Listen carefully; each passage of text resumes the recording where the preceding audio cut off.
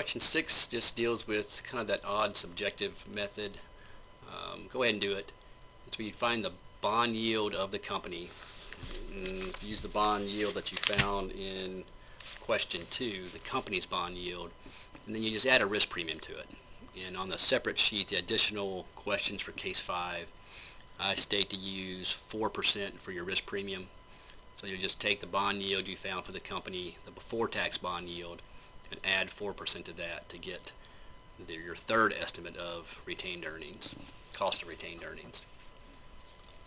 In the 7, it says, what is your final estimate for cost of retained earnings, and how did you weight these estimates?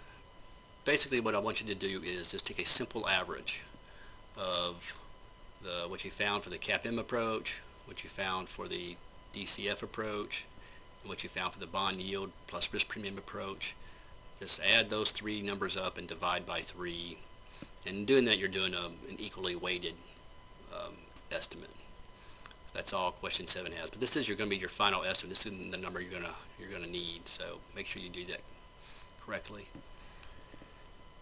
Question 8 gets into the new common stock. After they use up all the retained earnings, they may have to issue new common stock.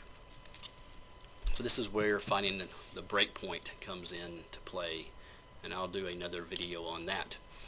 So this is the cost of new common stock. With that, you're going to use the DCF approach basically, but make sure you take into account flotation costs. You adjust for the flotation costs in doing that. Question 9, I'm going to post a separate on the additional questions for case 5. I replace this question 9 with my own question 9.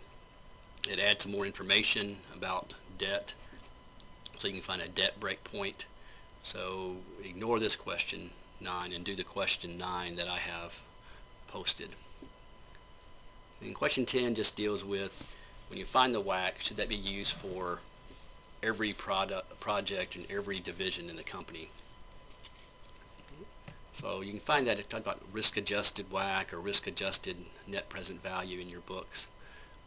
Basically, you adjust it for riskier projects or for less risky projects. In the case up here, I'll go ahead and give you a hint because this is kind of hard to see sometimes. It talks about one of the divisions being a little riskier, having competition, greater threat from potential competition than the other one.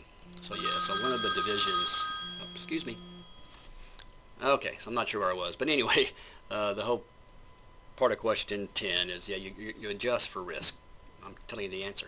You adjust for risk based on the different divisions having different risks and stuff. But look that up in your book and find the full right answer.